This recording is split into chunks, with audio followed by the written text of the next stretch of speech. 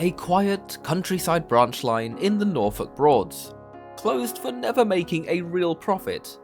Not the most obvious grounds for setting up an industry-leading and technologically advanced heritage railway.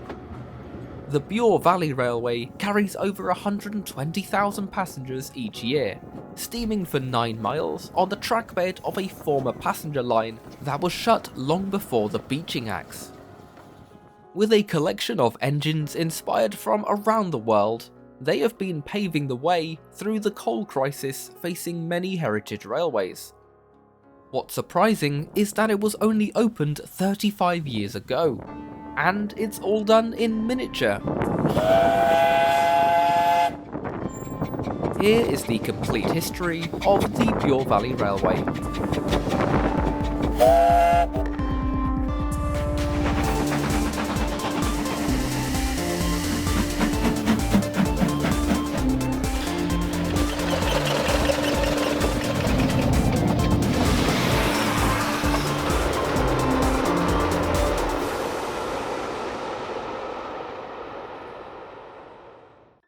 The original line was opened by the East Norfolk Railway in 1880, an extension from their route already running between Norwich and Cromer.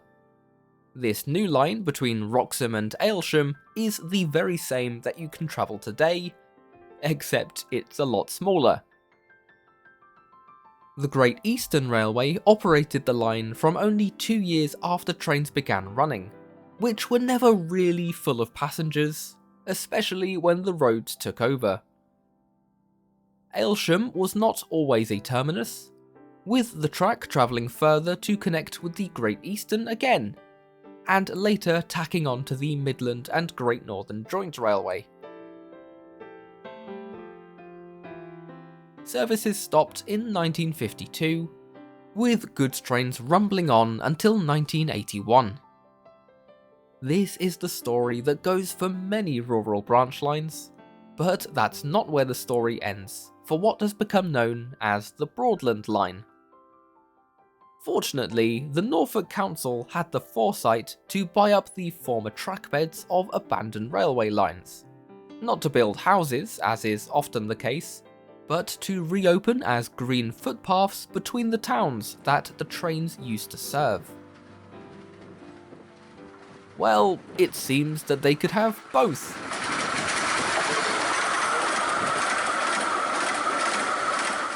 Now, conveniently, some members on the board of the Broads were railway enthusiasts, and they suggested the old railway line should be turned into a railway line.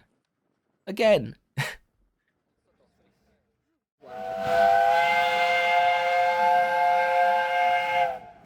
In 1989, only a handful of years since the last standard gauge train ran by, track was being relaid. By July the following year, it was all ready to go, except it was now all in 15-inch gauge.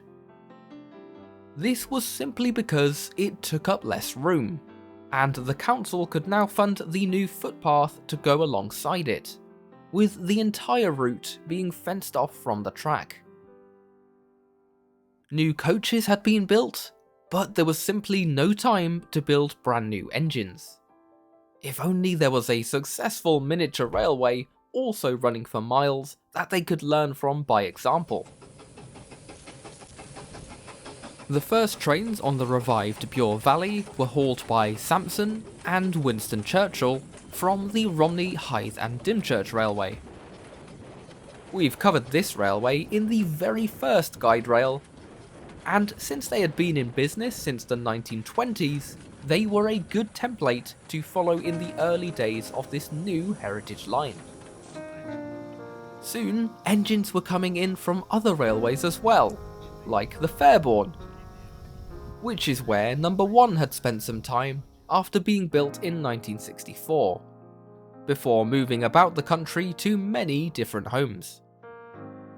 Named Tracy Joe, and being only a petrol-powered outline of a steam locomotive, in 1992 it was actually rebuilt to become a proper steam engine.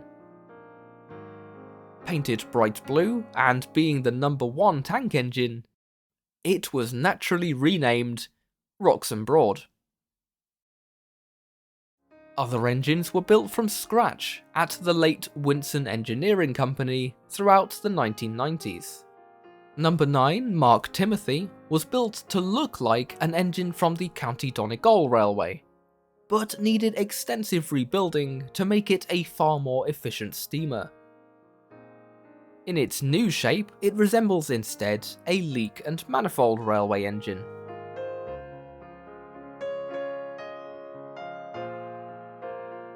Another tank engine is number 8 John of Gaunt, sharing a name with a Britannia class and a local school. Completed at Aylesham's Works in 1997, this vaguely resembles a Vale of Rydal tank, but was originally known as Thunder due to the rapturous noise that it produced. Again, an extensive rebuild made it a far better performer, really demonstrating how in this scale, the refining of a steam locomotive's abilities can really be carefully measured.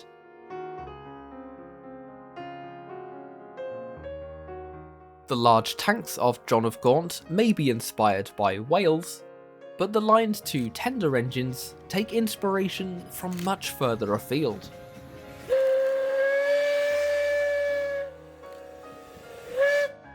Number 6 Blickling Hall and number 7 Spitfire were both purpose-built for the line in 1994, deriving from the Indian Railway's ZB class, and are extremely powerful machines. Named after a nearby National Trust property, with over 3,400 pounds tractive effort and 13 tons on the rails, Blickling Hall is stronger and heavier than many narrow gauge engines.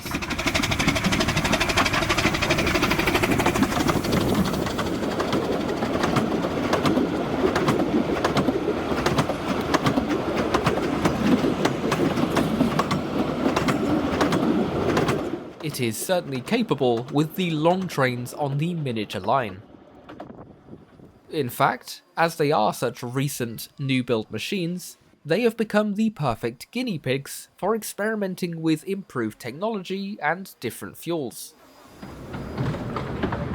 With the closure of all of the steam coal mines in the UK, and the rise in fuel prices, the cost to source alternatives have made all heritage railways begin to sweat.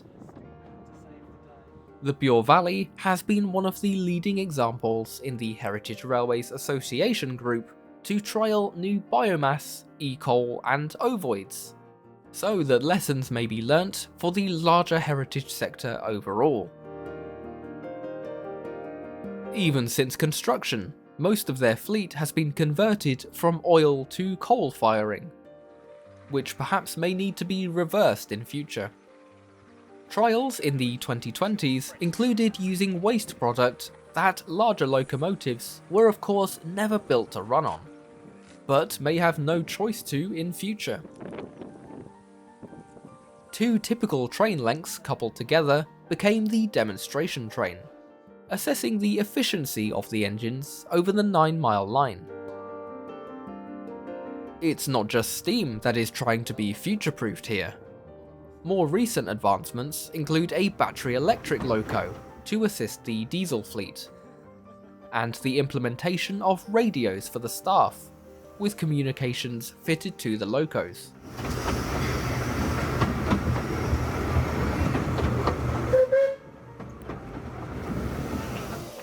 The headquarters are at Aylesham, venturing south through halts at Brampton, Buxton and Coltishall.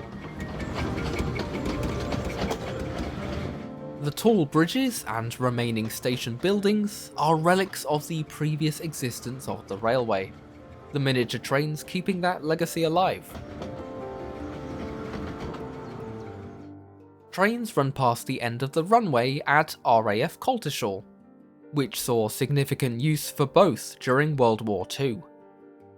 To honour this heritage, number 7 Spitfire was named after the famous fighter planes that took off from here during those darkest days.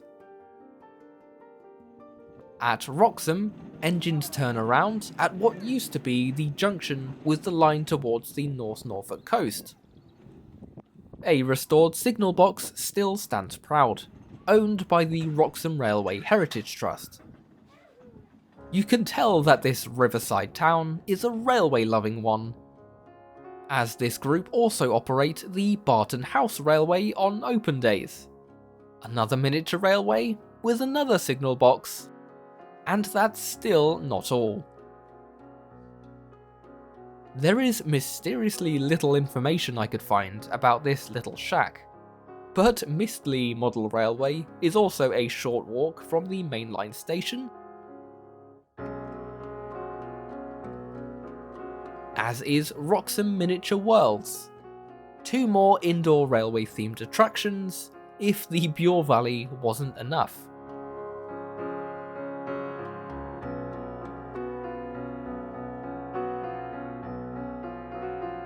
As it is a shared space with half footpath, half railway, it is a great view to see the trains from the line side. But it's more fun to travel on them instead. Each halt has a passing loop that allows multiple trains to operate at once, such as during their gala events. Celebrating their 35th anniversary in 2025, the Bure Valley Railway may be one of the younger heritage lines, but they have overcome many difficulties in that time that have made them one of the most up-to-date. Being built from scratch has meant that many original features could be added, such as having the driver's name written on the cabsides. The trains feel like they're travelling at great speed when you're sitting so close to the ground. All of the engines are picked out in a fun variety of colours. And the Norfolk scenery is beautiful all year round.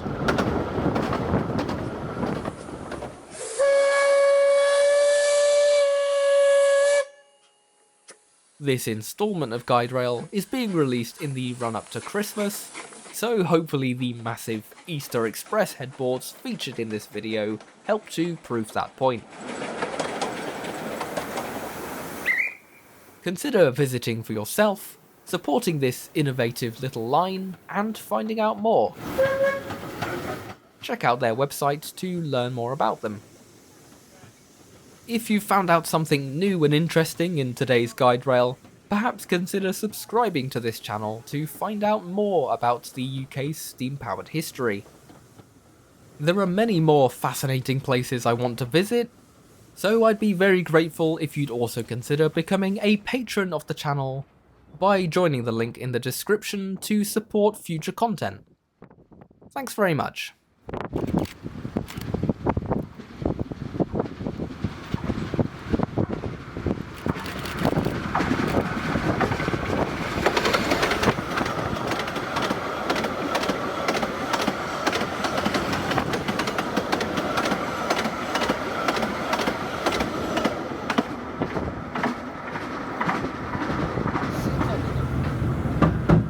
All the fields over here, just such like vivid colours. That is just pure green, the other one's pure yellow. And then there's the real brown fields as well. It's like it's just been painted.